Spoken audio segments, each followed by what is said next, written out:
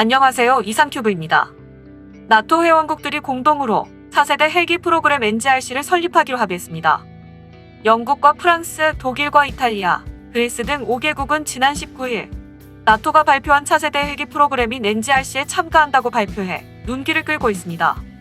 나토가 발표한 NGRC 프로그램은 2035년경까지 새로운 차세대 중형 다목적 헬기를 개발하는 것을 목적으로 하고 있으며 프로그램 비용 및 개발 작업의 분담 등의 상세한 일정은 아직 미정입니다. 또한 이번 참여 의사는 법적 구속력이 수반되지 않는 단순한 의사표명이므로 2022년까지 법적 구속력이 수반되는 초기 개발 구상 단계로 가기 위한 양해각서에 서명하는 것을 목표로 하고 있는 것으로 알려졌습니다. 나토의 국방장관들은 지난 10월에 이 프로그램을 논의하기 위해 국방장관 회의를 열었습니다. 우리의 자원을 투자하고 다국적 프레임워크를 통해 우리의 개발 이니셔티브를 전달함으로써 우리는 동맹국들이 기술 우위를 유지하는데 도움이 되는 최상의 능력을 갖추도록 하고 있습니다라고 나토 부사무 총장 미르체어 제오하너는 말했습니다. 나토는 참가국들의 국방장관들이 2022년경에 초기 개념 연구 단계에 접어들면 법적 구속력이 있는 양해각서에 서명할 것으로 예상하고 있습니다.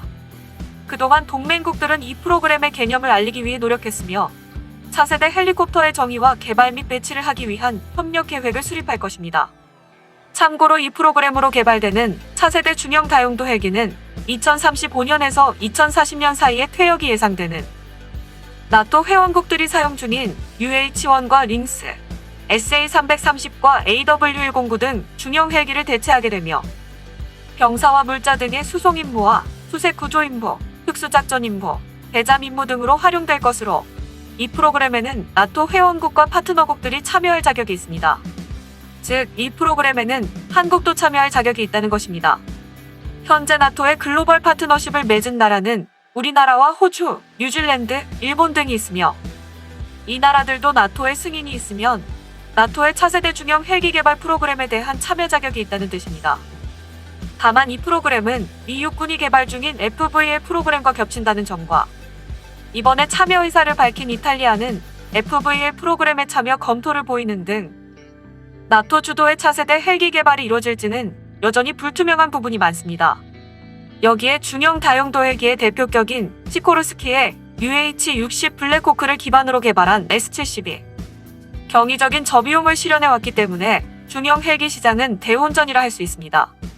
UH-60의 설계 및 장비를 간소화한 S-70은 민간 사양과 군사 사양이 있으며 그 중에서도 폴란드 공장에서 제조되는 해외 시장 사양인 S-70i는 미국 정부를 통한 FMS 방식이 아닌 DCS 방식으로 입수할 수 있어 FMS 수수료가 불필요합니다. 덕분에 이 헬기를 도입한 필리핀은 16대의 S-70i를 2억 6,500만 달러에 조달하는 데 성공했으며 대당 도입 비용은 약 1,650만 달러로 미군이 운용 중인 UH-60보다도 많이 저렴합니다. 어찌됐건 나토 회원국의 헬기 수요를 바탕으로 만들어진 차세대 헬기 프로그램인 NGRC가 무사히 진행될지 주목되며 또한 우리나라의 헬기 개발 프로그램도 대부분 유럽의 헬기를 기반으로 제작되어 유럽의 헬기 기술에 크게 이질감이 없고 적잖은 헬기 수요를 창출할 수 있는 우리나라로서는 나토의 승인이 필요하겠지만 이 프로그램에 대한 참여를 검토할 만하다고 생각됩니다. 다음은 우리나라의 K2 전차와 독일의 레오파드 2A7이 노르웨이의 차기 전차 자리를 놓고 격돌하는 것이 확정됐다는 소식입니다. 노르웨이 국방부는 지난 16일 차기 전차 조달 프로그램의 최종 후보로 한국의 K2 전차와 독일의 레오파드 2A7으로 압축돼 관계 당국과의 협상이 시작됐다고 밝혔습니다.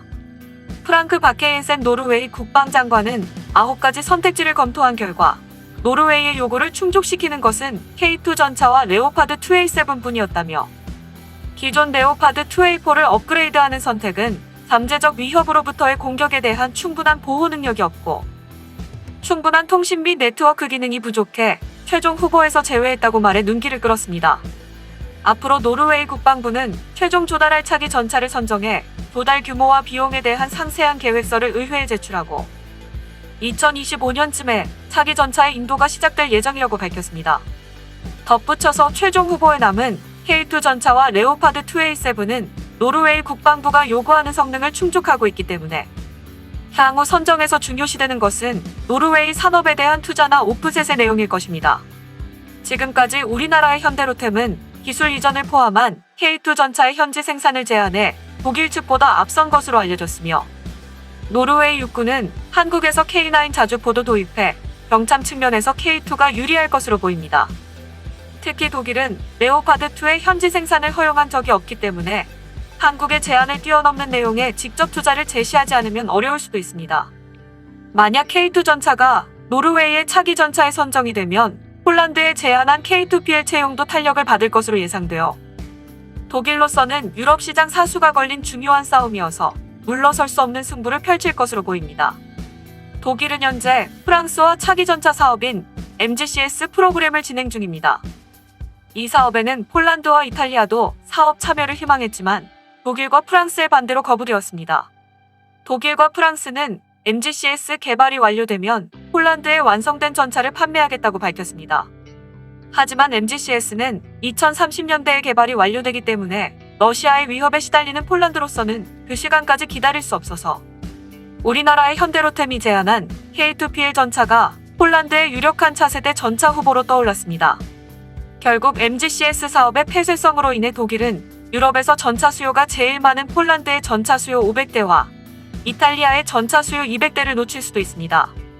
독일과 프랑스는 사업 지연의 원인이 될 수 있는 MGCS 개발 주도권 다툼을 막기 위해 독일이 MGCS 개발 주도권을 갖고 프랑스는 6세대 전투기 개발 주도권을 맡기로 합의하여 이제 와서 제3국을 받아들여 개발 주도권에 관한 논의를 다시 하고 싶지 않은 듯 보이지만 이들 나라의 속내는 제조 분담을 독일과 프랑스 혼자 독점하겠다는 의지가 작용하고 있기 때문입니다. 이 같은 독일과 프랑스의 자세에 유럽에서는 비판적인 목소리도 나오고 있습니다. 특히 프랑스는 나토 회원국들에게 유럽의 방위 산업을 지키기 위한 협조를 강력히 주장하고 있음에도 불구하고 차기 전차에 관련된 이익을 유럽 전체에 공유하지 않고 독일과 프랑스만 독점하려는 태도를 비판하는 매체들이 적지 않습니다. 더욱 가관은 독일입니다. 독일은 MGCS 개발과 병행해 레오파드2의 업그레이드를 계속할 것임을 시사하고 있습니다. MGCS보다 먼저 4세대 전차에 가까운 능력을 갖춘 레오파드2를 손에 넣어 단독으로 수출을 시도할 수 있다고 언급하고 있습니다. 즉 MGCS에서 습득한 기술을 레오파드2에 적용시켜 단독으로 해외에 수출한다는 내용입니다. 때문에 차기 전차에 관련된 이익을 독점하는 것은 독일과 프랑스가 아닌 독일뿐이라는 설까지 나오고 있습니다. 어느 쪽이든 프랑스가 유럽 방위 산업을 지키기 위한 협조를 외치면 외칠수록 MGCS 프로그램에 대한 비난은 거세지고 있습니다. 그 틈을 이용해 미국이나 새로운 전차 개발국으로 떠오르고 있는 한국 등에 떠밀릴 수 있으며, 그렇게 되면 유럽의 전차 시장은 다른 나라 전차들이 잠식할 것이라고 유럽의 언론들은 강조하고 있습니다. 유럽의 각국들은 겉으로는 유럽의 단합을 말하지만 내면을 들여다보면 모두 자국을 위해 정책을 결정하고 있습니다. 이런 독일은 노르웨이 전차 사업이 가지는 상징성을 알고 있으며 한국에게 노르웨이 시장을 빼앗기면 그동안 유럽 전차의 터줏대감 역할을 해왔던 독일 전차의 위용은 점점 사라지고 결국 유럽에서 제일 큰 폴란드 시장마저 빼앗길 것을 우려하고 있습니다. 노르웨이와 폴란드 전차 시장을 한국에게 빼앗기면 이탈리아와 스페인 등 새로운 전차 사업을 구상 중인 나라에게도 영향을 줄 것입니다. 최근 이탈리아가 폴란드와 스페인에게 전차 공동 개발을 하자고 제의했지만 우리나라의 K2PL 제안 내용이 좋아 폴란드가 움직일 가능성은 거의 없습니다. 과연 독일이 노르웨이 전차 시장을 수성하여 유럽 전차 시장을 지켜낼지 아니면 유럽 전차 산업 붕괴의 발단이 될지 주목됩니다. 이상 마치겠습니다. 시청해주셔서 고맙습니다. 이상튜브였습니다.